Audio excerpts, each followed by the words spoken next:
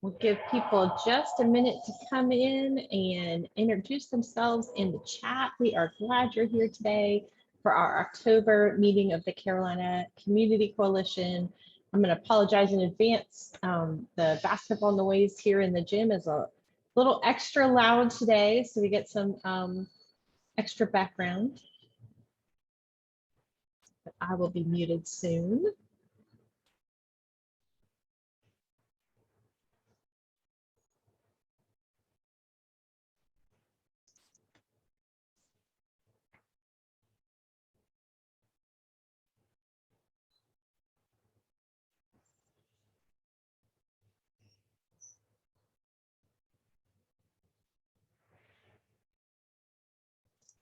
Thanks. For those of you who are introducing yourself, please continue to do that. Also know that we do have the Q&A function on our fancy webinar for Zoom. So you can enter a question for our panelists and our speaker as we go along, and we'll be happy to answer those. So feel free to use that so we don't lose those questions in the chat. And I will get us started by introducing Margo and the work that she is doing at in Missouri. So Margo Leitschuh has been the communications coordinator with Missouri Partners in Prevention since January 2017. She holds a bachelor's of health science from the University of Missouri-Columbia. In PIP, she works primarily on projects related to best practices in substance misuse prevention, impaired driving prevention, and suicide prevention. Margo is a certified substance abuse prevention skills training facilitator, Green Dot trainer, and NASPA certified peer educator trainer. Lots of exciting things there. Also going to tell you a little bit about the organization that Margo is with. Partners in Prevention is Missouri's higher education substance misuse consortium, dedicated to creating healthy and safe college campuses. The coalition is comprised of 24 public and private college and university campuses across the state. Campus judicial officials, law enforcement, and campus prevention professionals are encouraged to take part in both their local coalition efforts and the statewide Partners in Prevention Coalition. The unique composition brings together different perspectives on health promotion and prevention efforts. Since the beginning of our coalition in 2000, we have focused on preventing high risk and underage drinking among Missouri's college students and addressing other problematic health behaviors such as high risk driving behaviors and problem gambling. In addition, we also provide support and services to campuses across the state to prevent suicide on campus and support positive mental health among college students. Members of the Partners in Prevention Coalition meet monthly for the training and network opportunities and host a statewide prevention conference each spring called Meeting of the Minds.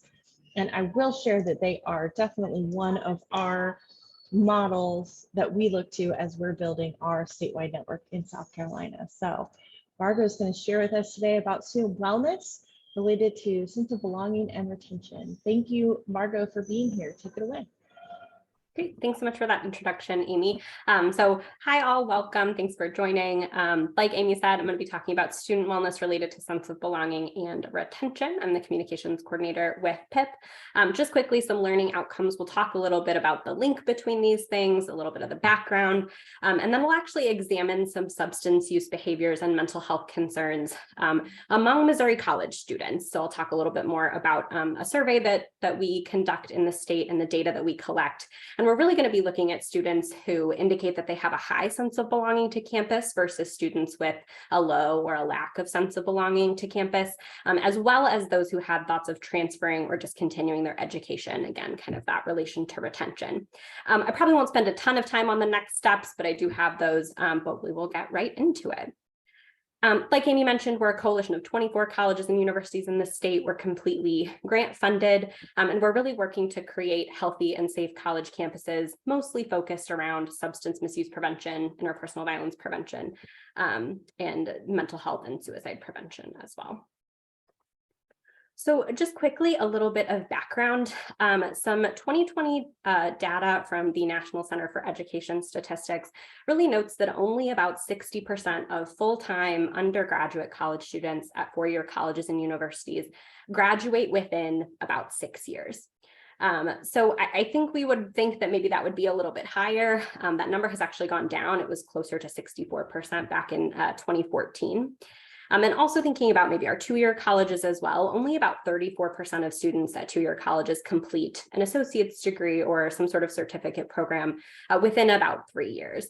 A percentage of those students certainly transfer or maybe stay at their institution and keep working, but when we think about retention and really how our colleges and universities operate, I think we would want this to be, for students to be getting their degrees a little bit more quickly, maybe more within that 4-year or 2-year time frame.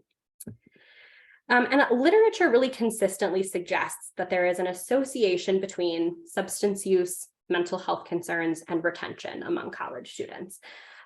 We see that, excessive drinking and drug use are associated with short-term academic problems, grades and things like that.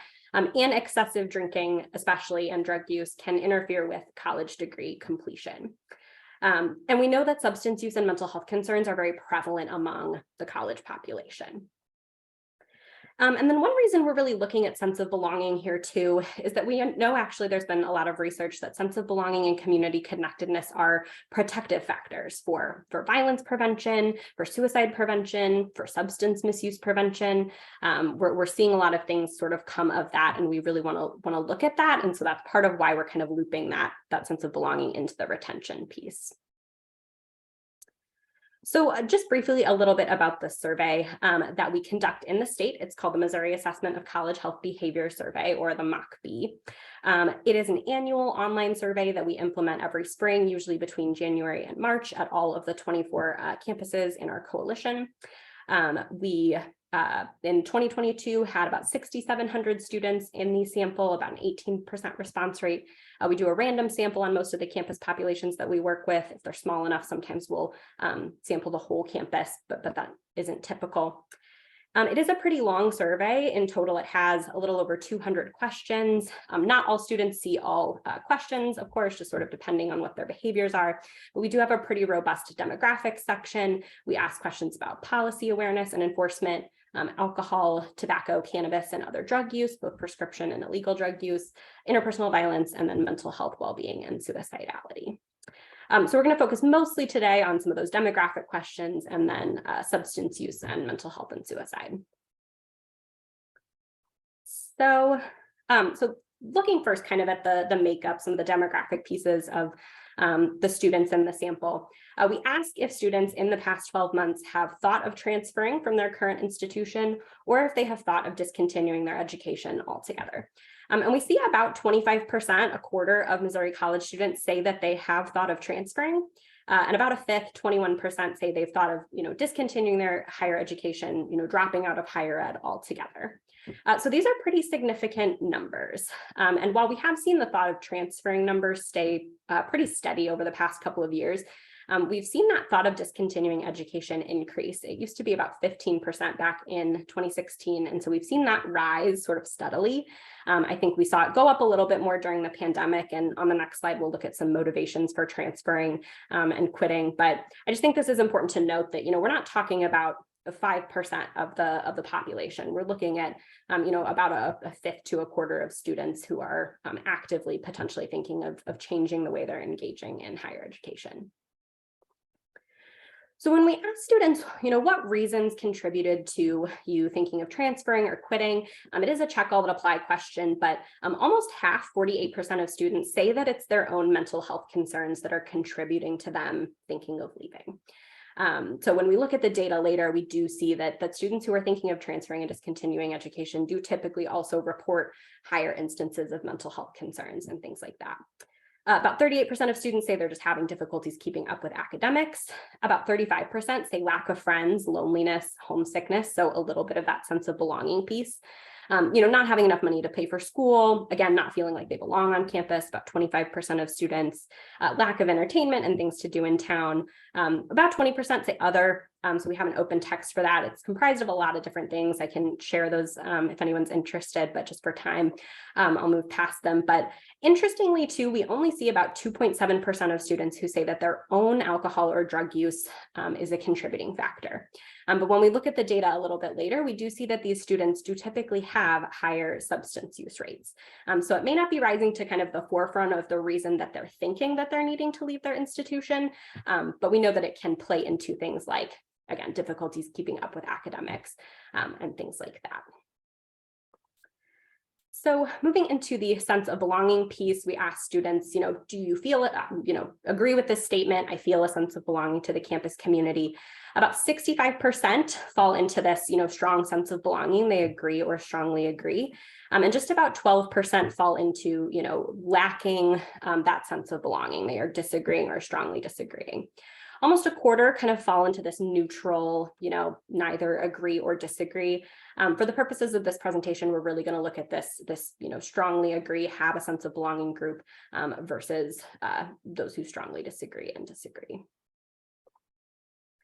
Just to break out a little bit, looking at sense of belonging among some populations, and again, kind of thinking about, who might be more likely to be in those agree or disagree groups. About 65% again of the state average say they have a sense of belonging. Only 46% of students who thought of transferring in the past year said they had a sense of belonging, and only 43% of those who thought of discontinuing their education. So certainly these students, whether they say it's a reason that it's contributing to them thinking of leaving or not, they're certainly much less likely to report that they have a sense of belonging to campus. We also see a lower sense of belonging among LGBTQAP students, so students who identified as lesbian, gay, bisexual, queer questioning, asexual, or pansexual, or students who identified as TGQN, transgender, genderqueer, gender non-binary, agender, self-identify, et cetera. So only 57% of LGBTQAP and only about 52% of TGQN students. We did see slightly lower rates too among first generation students, so only about 61% of those students, only about 59% of students with disabilities reported a sense of belonging. And then again, one of the other lower groups we see too, only 51% of students in recovery indicated that they had a sense of belonging. So I think too, when we are thinking and talking about substance use, and certainly college campuses often being very recovery hostile environments, and students may not feel like they, know other students who aren't using substances, or they have fewer places and spaces to interact where substance use isn't happening. So we do see a lower sense of belonging among that group. And then thinking too about just involvement overall, only 52% of students who aren't involved in any type of student organization or club or anything on campus say they have a sense of belonging. And those who are involved, 74% of those students say they have a good sense of belonging to campus. And that goes up even higher to 81% of students who have a current leadership role. So I think too, as we think about, fostering sense of belonging, really how do we retain students? I think, involvement in activities, involvement in things, community connection, again, is going to be a really important part of that. So moving first into substance use, thinking that as kind of a measure of wellness. So we are going to look at, again, these students with a strong sense of belonging versus those with a lack of sense of belonging, and then also students who thought of transferring and then who thought of quitting. So some of the major substance use behaviors that we monitor in the state, we look at binge drinking, so consuming about 5 or more drinks for men or 4 or more drinks for women in a 2-hour period at least once in the past 2 weeks. Frequent binge drinking, so engaging in binge drinking 3 or more times in the past 2 weeks. Past year prescription drug misuse without a doctor's prescription, so students who are using some type of prescription drug, maybe like Adderall or pain medications, that they're getting it from a friend or a family member or something like that. Past year cannabis use, and then past year tobacco and nicotine use. So when we compare these students with a strong sense of belonging in the green bars on the left, and then the lack of sense of belonging in the yellow bars on the right, interestingly, we don't really see much of a difference in the alcohol use behaviors. They are very, very similar, at 25% and 24% respectively for those with a strong versus low sense of belonging, and the same rate of frequent binge drinking. So we actually, I think, sometimes see that, drinking behaviors might be associated with a strong sense of belonging, and that students, it's potentially a social activity. They may be doing or engaging in that behavior within their clubs, their organizations, et cetera. But where we start to see a difference is really in this other drug use. So 12% of students with a lack of sense of belonging reported prescription drug misuse in the past year. 36% of students with a lack of sense of belonging reported cannabis use in the past year, and about 27% of those students reported tobacco or nicotine use in the past year, all of which were higher than those students with a strong sense of belonging. So moving into those substance use by thoughts of transferring in the past year, we really do actually see higher rates of all substance use behaviors among those students who thought of transferring. So 26% of them engaged in binge drinking, about 8.9% engaged in frequent binge drinking, 13% past year prescription drug misuse, 33% past year cannabis use, and about 29% past year tobacco and nicotine use. All pretty, significantly higher than their counterparts who hadn't thought of transferring. And then also moving into substance use among those students who thought of discontinuing their education. This group really had the highest rates of substance use among these groups that we looked at. So again, 26% engaging in binge drinking, a little under 10% engaging in frequent binge drinking, 14% past year prescription drug misuse, 38% past year cannabis use, which I think is about 10 percentage points higher than even the statewide average as well, and about 32% past year tobacco and nicotine use. So while we can't say that correlation is causation, right, we do see that these two things are associated, that substance misuse definitely is higher among these students with low sense of belonging and those who thought of transferring or discontinuing their education in the past year. We know that substance use can contribute to mental health concerns or exacerbate, certain symptoms of mental health concerns. We talked a little earlier, but even though substance use doesn't necessarily shine as a reason that students are contributing to thinking about transferring or quitting, it might contribute to their mental health concerns. It might contribute to their difficulty in keeping up with academics. And so it doesn't really matter, right, if it's like kind of a chicken or egg situation, if students are maybe thinking of transferring or quitting and maybe they're using substances, to cope or as a way, of something just to do, or if they're misusing substances at higher rates and that's impacting, their ability, that they're maybe needing to think about transferring or quitting because of their substance use. But again, either way, we're seeing these two things associated. So moving a little bit into the sort of more well-being side, we'll look at flourishing, mental health, and then some suicidality data. We do ask a flourishing scale, some questions from Diener et al. So it's an 8-item summary measure. Students are asked to respond on a Likert scale from strongly disagree to strongly agree for these statements on the right, really about like self-esteem, purpose, optimism, and then it provides kind of a single psychological well-being score on a scale from 8 being the lowest, with 56 being the highest. So in general, we see that the PIB average is about a 44.66, so relatively high. And then when we broke that down again, kind of among these subgroups, we saw the highest flourishing scale score among students with a strong sense of belonging. So that flourishing scale score was a 46.87. And then really the lowest flourishing scale score among students with a lack of sense of belonging. So that score was only about a 38.16. So about an 8.5 point difference. A little closer to the average, but a little bit higher among those students who did not have thoughts of transferring in the past year. So their score was a 45.59 versus students who did think of transferring in the past year. That was only about a 41.95. And then similarly for those who didn't think of discontinuing their education at 45.99, and then a 39.59 among those who thought of discontinuing their education. So really we are seeing two kind of these flourishing scale scores. Again, if these students are not actively engaged on campus, if they're potentially struggling with their mental health concerns, I think it makes sense that their flourishing would also be a little bit lower. So now looking specifically at stress, mental health concerns, and then past year suicidality among these groups. So we ask about stress levels in the past 2 weeks prior to completing the survey. So students answer, no stress all the way up to my stress is unbearable and my stress is overwhelming are really the top two that we list. So we're considering that kind of high level stress. And then we ask about a variety of mental health concerns that students have experienced in the past year, just to keep it kind of digestible. This is just students who say that they've experienced at least one mental health concern in the past year.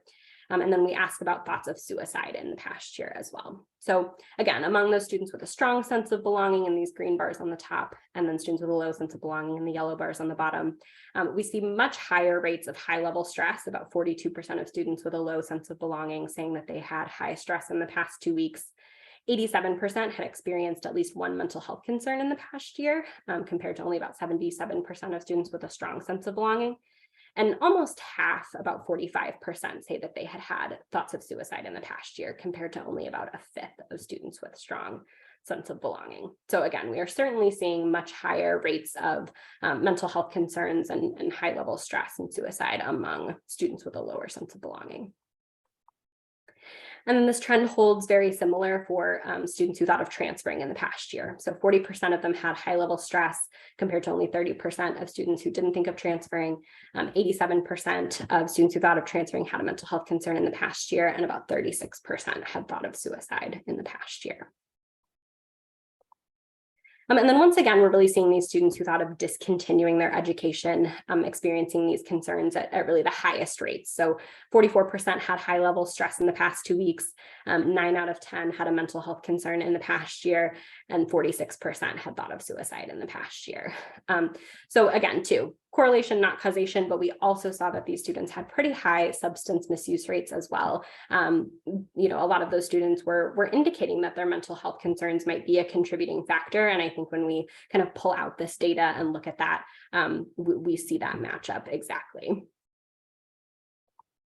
So I'm just going to spend a little bit of time talking about help seeking and services that these students might access. So for mental health concerns, we asked where students went, primarily for their mental health concerns, and students can select up to 2 options. So most students really reporting that they're going to maybe friends and family, whether they lack a sense of belonging or not. We did see students with a lower sense of belonging utilize off-campus services at higher rates, so off-campus mental health providers and off-campus medical doctors. But one thing that we found interesting was that equal percentages, about 18% of students with both a strong sense of belonging and a lack of sense of belonging, said that they went to the campus counseling services. So I think we might often think that students who, aren't feeling a sense of belonging to campus, or who are maybe thinking of transferring or quitting, may not utilize our services on campus, but we don't necessarily see that. I think if students are, in crisis, if they're really struggling with these kinds of things, they will utilize what they have available to them. They might try other places first, or they may, use campus counseling services kind of in concert, but we did see pretty similar rates of utilization among these groups. And interestingly too, we saw a slightly lower percentage, only about 7.6% of students with a low sense of belonging didn't seek assistance for their mental health concern at all, compared to about 10% of students with a strong sense of belonging. And then looking too at help seeking for these mental health concerns among those students who thought of quitting or transferring. Again, we actually saw higher utilization of campus counseling services. 20% of students who thought of transferring sought assistance there, compared to only 16% of students who didn't think of transferring. And about 19% of students who thought of discontinuing their education had sought assistance at campus counseling services, compared to only about 16% who didn't think of transferring. Again, these students may be a little bit more likely to utilize off-campus resources, but still utilizing things like friends and family.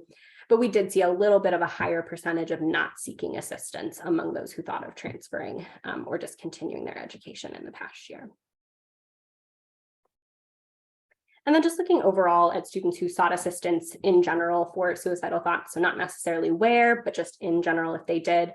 Only about 37% of students statewide sought assistance for suicidal thoughts or attempts in the past year. About 40% of students with a strong sense of belonging sought assistance. So that was really, again, the kind of highest rate. And when we talk about sense of belonging and community connection and promoting some of those pro-social behaviors, I think it makes sense that those students really have the highest rate of help seeking. compared to only about 34% of students who sought assistance with a low sense of belonging. We saw a little bit of a switch actually among students who thought of transferring or didn't think of transferring in the past year. So a little bit of a higher actually suicidal thought assistance seeking among students who did think of transferring. But then really we saw a lower utilization or lower assistance seeking among students who thought of discontinuing their education, again, compared to those who didn't. So again, I think we might be apt to think that students, may not seek assistance at the resources we have on campus, but I think if students are, again, in crisis, if they're needing help, they'll go, to whatever is accessible for them. And for a lot of students, that is likely counseling services or other on-campus resources. So I know I went through that kind of fast, but just a little bit in summary, again, we see that lacking a sense of belonging and thinking of transferring or discontinuing education altogether associated with higher rates of substance use, a little bit more so high-risk alcohol use among students who thought of transferring or discontinuing education, a little bit less among those students with a low sense of belonging, but other drug use in general was higher among kind of all three of these groups. And again, these same students were also much more likely to have experienced some other indicators of mental health or just kind of overall well-being and flourishing, lower flourishing scale scores, high-level stress, past year mental health concerns, and past year suicidal thoughts. So to us, right, again, this really relates very, very strongly to retention and student success. And when we're seeing students struggling or students who are thinking about quitting or transferring, right, all of these things are really associated. So I'll breeze through some next steps, but I'd encourage you all, if you have it, to look at any local data, share it with stakeholders. If you don't conduct a survey like this, there are probably still other sources, talking with your counseling services and seeing what data they have, talking with admissions, and if they have any data about students who are transferring or quitting. Really fostering that sense of belonging and community connectedness is key, and encouraging involvement and encouraging ways for students to again, create that connection to campus. If you have the ability to sort of ask about sense of belonging or probe a little bit, if students are thinking of transferring or discontinuing their education in mental health appointments or in substance use appointments, again, it's not saying that they are necessarily, thinking of suicide or maybe a higher risk, but we at least see that sort of correlation in our data. And so, if you had a student who is presenting in a mental health concern who says they're thinking about quitting school, there may be some other things that are contributing to that, or that you could look at a little bit deeper. And same too, kind of working with academic advisors or the Office of Admissions to really promote whatever resources you have available. And again, if they hear that students are thinking about quitting or transferring, just to say, hey, we know there are a lot of things that might play into this decision, but know that these resources are available, know that we can get you connected to things that you need. And then finally, too, just, working with administrators, trustees, whoever you have the ear of, but to really understand this link and thinking about it as an inroads to really invest in health and well-being. And, if all they care about is the dollar, the bottom line, really our data supports that this would be a way to help that and to retain students and provide them, again, with resources that will keep them healthy and well, that will keep them at our institutions and really, work to promote general health and well-being. Okay. With that, I will pause for questions / stop sharing my slides so we can conduct the panel portion, but thank you all, appreciate your time.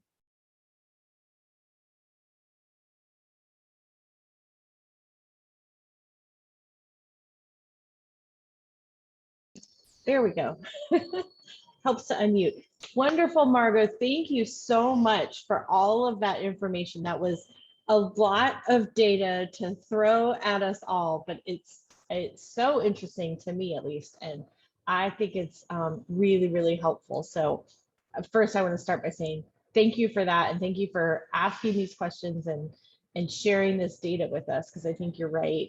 We've got to be able to make these connections between retention, belonging, and mental health and substance use concerns. So I appreciate y'all taking the lead on that. So we have a really great panel of folks who are going to help us to sort of have some discussion and conversation about about what Margo shared and how it kind of applies on our campus. Give me just a second to make sure I've got everybody up here. Let's start by doing some introductions and sharing kind of who we are and what we represent, and then we can move on to kind of asking some questions. Katie, you are first on my top of my screen. So will you start us off and tell us who you are? And before you do, let me say to the audience, if you have questions for about the presentation, for our panelists, throw them in the Q&A or in the chat, and we'll make sure we get to them. Awesome. Thank you, Margo. That was awesome. My name is Katie Hopkins. I'm the Associate Director for Faculty Development and Resources in University 101 programs.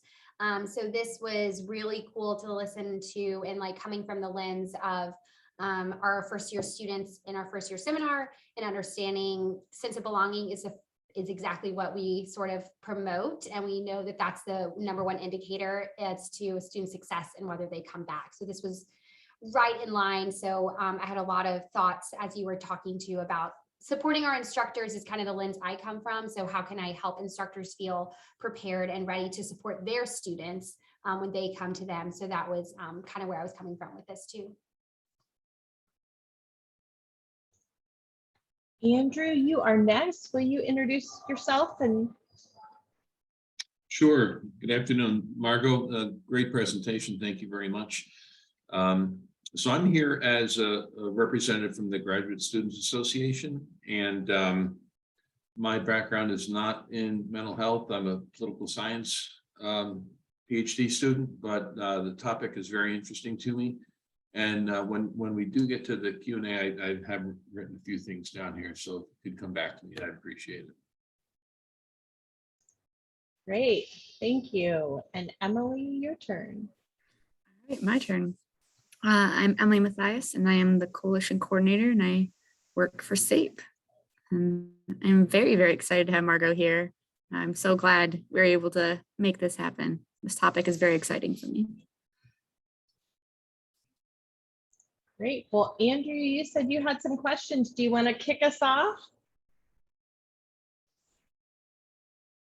Yes, I'd be glad to. Thanks.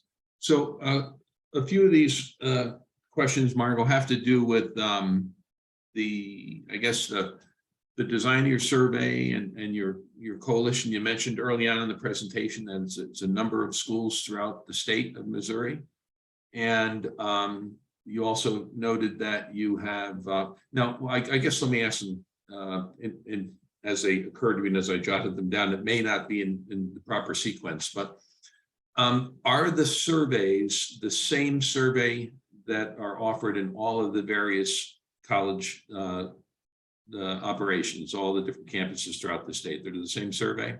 Yes, it's the same base survey. So we use very generic, like counseling services that may look a little different, whatever the name is. And then we do offer the option for campuses to add about 10 extra questions. So if they have specific programs or specific things that they would like to ask questions about, they can. We also do a really collaborative process every year. We make updates and changes to the survey. We bring our folks together, ask them for their feedback, ask if they have things that they've been hearing about. So we do try to be responsive to the needs of campuses. It's based originally on the core alcohol and other drug survey. And then we've looked at other surveys like the National College Health Assessment and other things just to make sure we're kind of keeping up. Now, jumping off of that point that you just mentioned, I guess two parts of the same question. In terms of being able to look at the reliability of your results, before you aggregate them, do you look at the results by each campus or each college to see if there are outliers? And then do you look at what averages might be in other states or other areas that have similar surveys? Sure. Yeah. So we, like you said, conduct an individual survey on each campus. So we have the campus data that we compare to the statewide aggregate. Of course, there are outliers and we see that every year. But as far as like reliability of the survey, we've been doing it since 2007. And there were originally some measures built in just to, kind of check students. Are they just going through and clicking buttons? Are they answering openly and honestly? So we have kind of done some of that like reliability checking. So we've been doing all of that. Sorry, what was the second part of your question? Great. Now, in one of the earlier slides, you mentioned that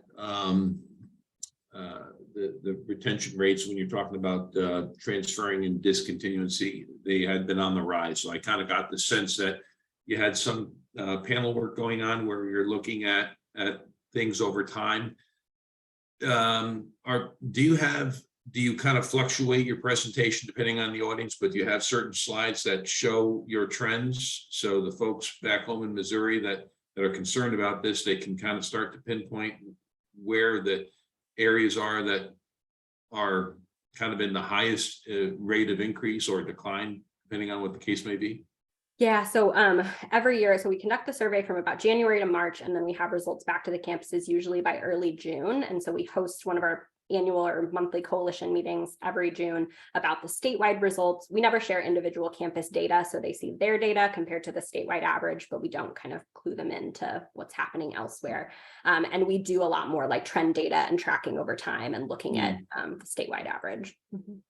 Now, my last question, this might be hard to answer, but for someone who, an uninitiated person such as myself, who's not seen this data before, it certainly is alarming and, cause for concern, but is it as alarming as the reality of it? I guess going back to your very first slide of your introduction, when you talked about your sample size, your 2,600, what assurances do you have that that's a representative sample and that you don't have too high a percentage of students that are responding to the survey because they already have issues and they're around that area, that part of the campus? I mean, are you trying to compare it to the population of the overall Missouri College student in some way? And if so, how are you doing that? And then have you ever contemplated weighing some of these variables?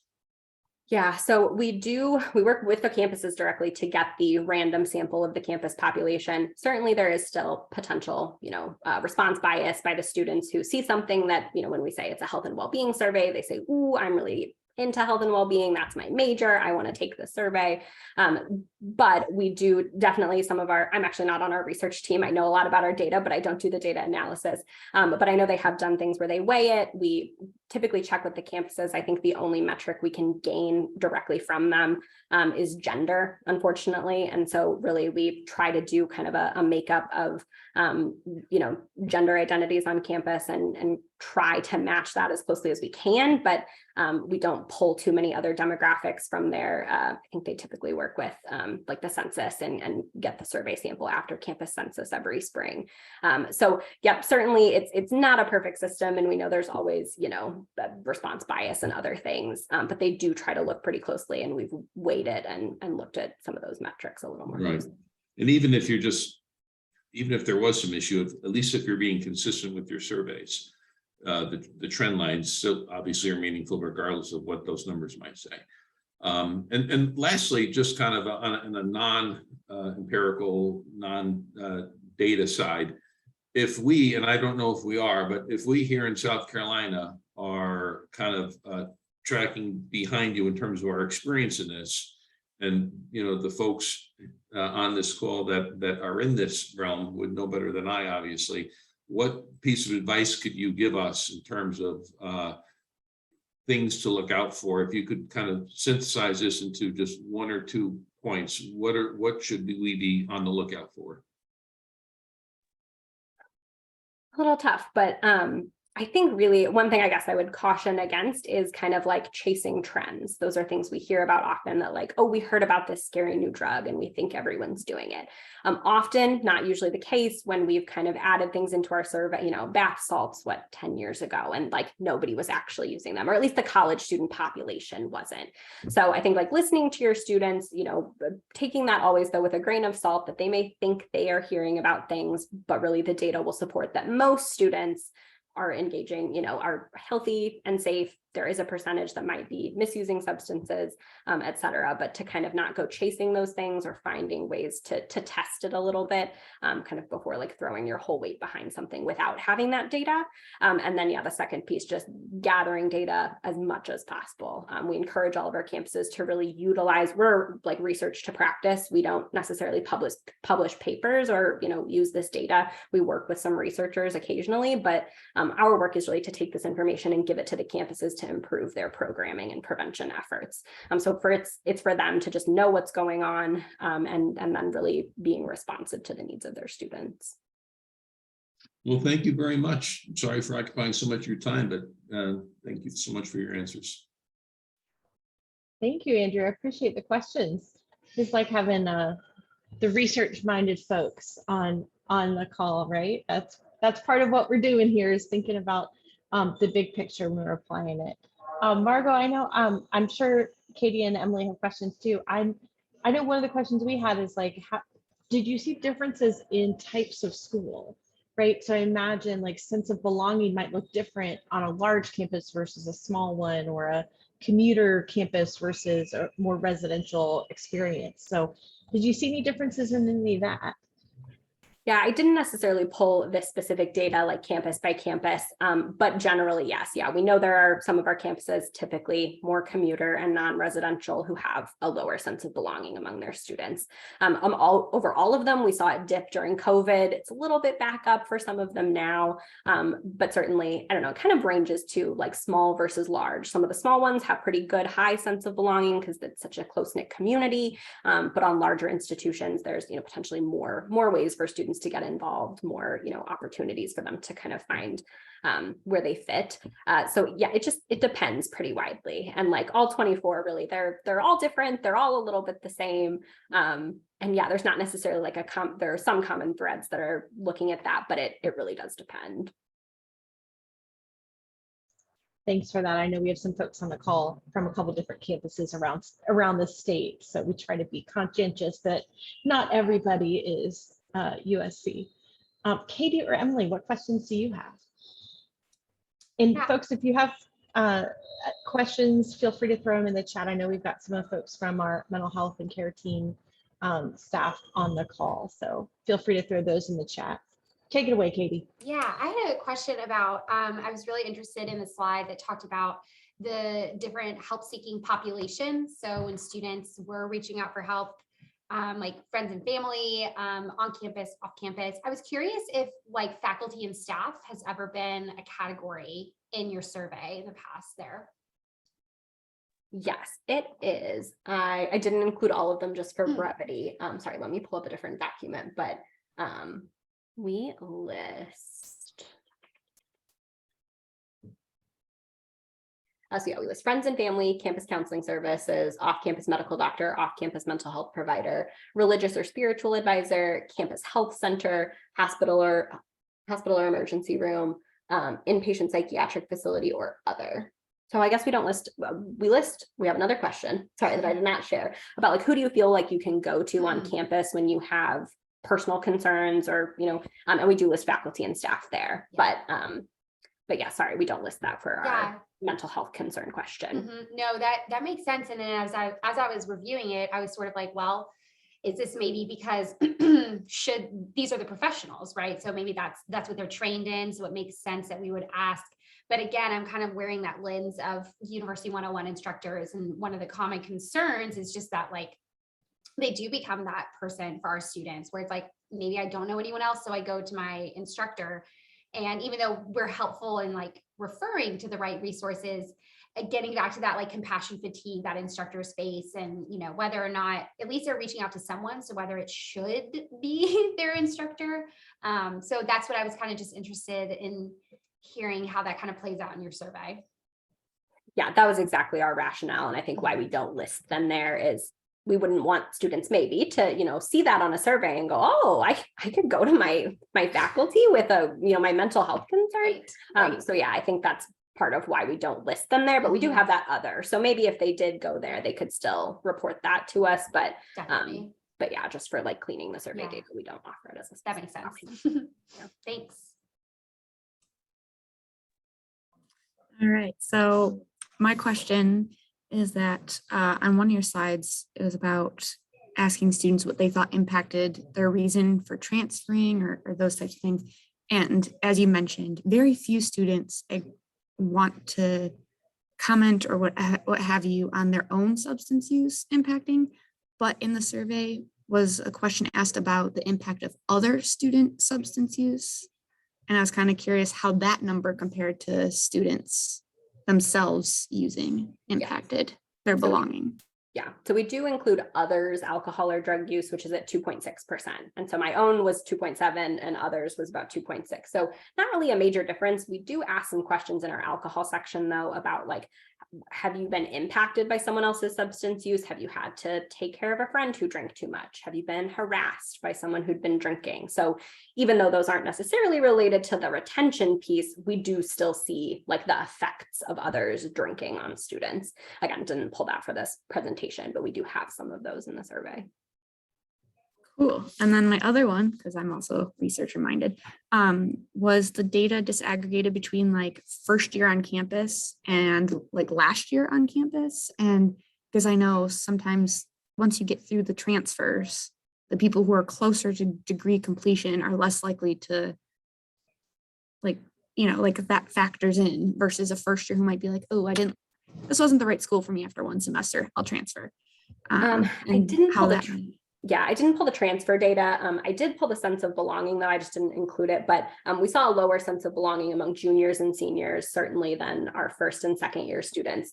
And really the lowest, well, only 52% of students with 5 or more years in school, and then only about 48% of graduate students said they had a sense of belonging. So again, I think as students like move off campus, maybe they just have less connection or, you know, like great when you live in a dorm with all your friends and you can hang out together all the time, you know, so for our freshmen, I think that's certainly a way to cultivate sense of belonging for them and just changes a little bit as they stay at our institutions. But like you said, I didn't necessarily pull that transfer data, but I think that would be interesting to look at.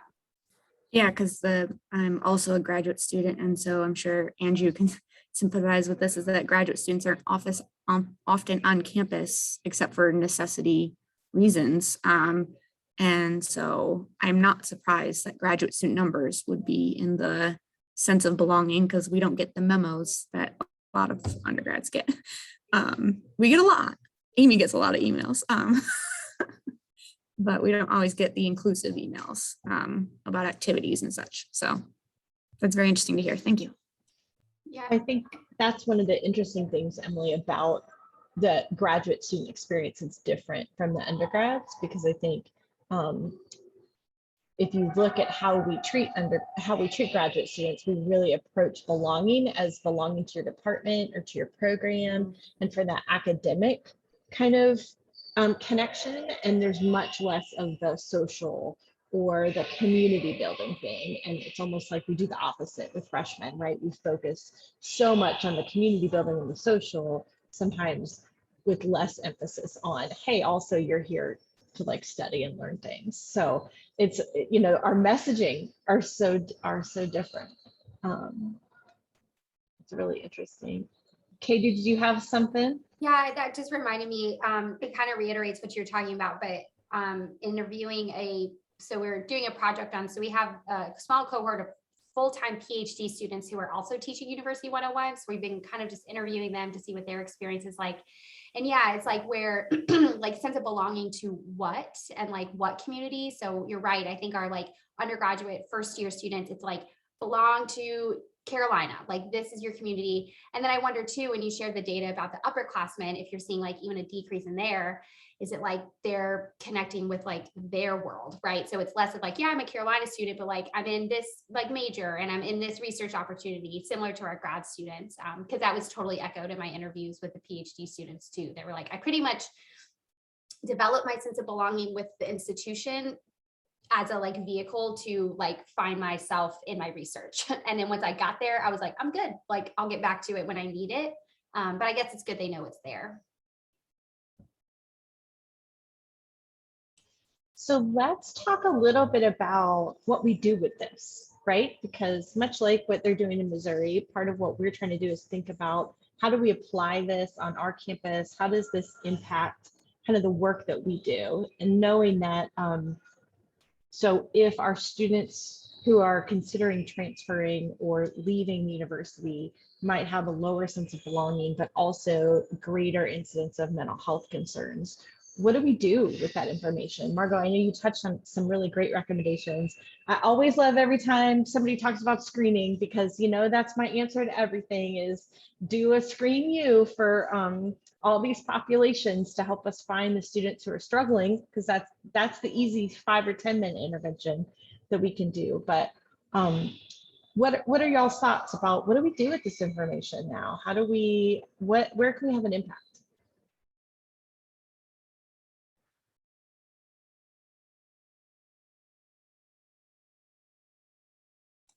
I think I can, obviously speak from the University 101 perspective, but I think we talk a lot with our instructors about like the canary in the mine. So like, what are those like early warning signs that you see with students? And I think over the years, we've always talked about this. We've always known that University 101 is a place of early intervention, because like, I know if one of my 19 students is not in class, and I can reach out to them, I can text them, they know who I am.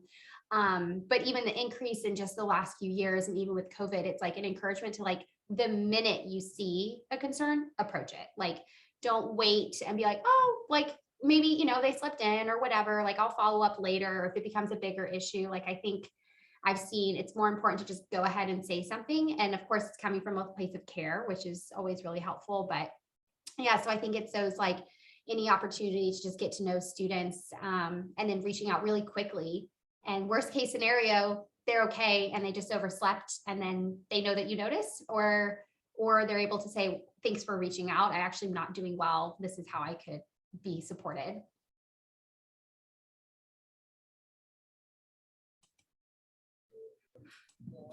I know, coming from a coalition-y standpoint, the thing that I really enjoy about Missouri PIP is that they're a coalition of 24 different campuses.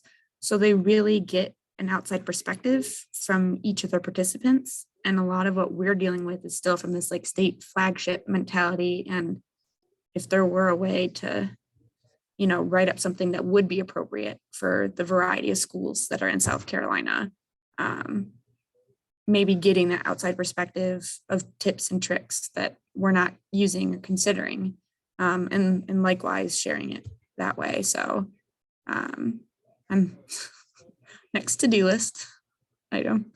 But I'd be curious to know, like, for schools that aren't having 35,000 students, how do they handle belonging and retention? And now let's throw in substance use. What are their data saying, and how are they managing it when, like, I went to a small undergrad, all my professors knew me because class size was 20. All the class sizes were like basically 20.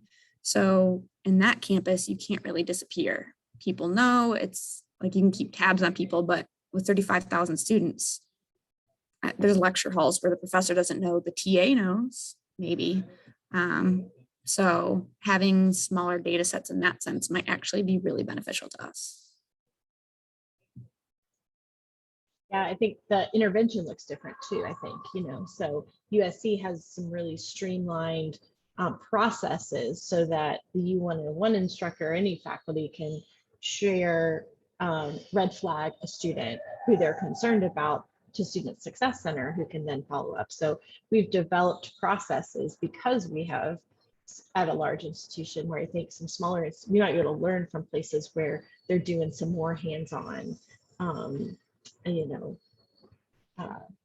work with intervening that early intervention, so it's about the scale and how the scale looks different depending on the size of your campus too. I also think, Katie, what you said about helping the U101 instructors know what to say, what the resources are, and how to recognize the problem, the same probably applies to some of the other folks who are teaching, particularly our early intervention first year kind of students, right? So do those TAs know what the resources are and where to refer folks, or where are the places where folks are most likely to be able to pick up on a problem, we were talking about grad students earlier, the same is probably true for a different type of people. For graduate students, there's probably other folks who are clued into signs of a concern that and can intervene there. So it's interesting to think about how do we prepare everybody to be able to intervene when they see or notice a problem. Do you folks have a sense of how many, again, being new to this field, I have a lot of questions that are probably things that you all have addressed, on day one when you started in your particular field, but are these types of services or these types of support systems also available to young adults and working backward to children in secondary school, in high school, junior high school and high school? Because I'm getting the sense that it's a very difficult and challenging age, say 18 to 25. And is it just because being in a large university maybe starts to stress an individual who hasn't been away from their support system before? Are similar studies done, say at community colleges or technical schools that are typically 2-year and typically commuter, where they haven't left their comfort zone? Because I don't know if it's so much that the university is it's not causing a problem. I think it's just exposing something that's already there, but because of and it seems to me that the university provides a tremendous amount of services for anyone that is concerned, but nothing is going to replicate their home where their parents and family and siblings and all that support network is. So what do the numbers look like when you compare it to where the same cohort was a year or 2 years ago when they were juniors and seniors in high school? Margo may have some insight into the 2-year campuses or smaller, technical schools. I know what we're seeing in terms of mental health trends is significant increases in every mental health concern, no matter how you measure it. So whether it's like how much stress I felt in the last 2 weeks, or some of those lower level mental well-being kinds of things, up to actual diagnoses with substance use concerns. All of that has increased dramatically. And I think COVID has only exacerbated that. And so that's true of our high school students, it's true of our incoming, and our college students as well. Margo, what do you know about your 2-year campuses, or are they a part of your coalition? Because I know what I know is that a lot of schools the smaller schools struggle with retention. So you have a lot more barriers to students being able to stay in school. Yeah, we only have one 2-year school in our coalition. We do have a technical college as well, so they're a little similar, but not quite the same.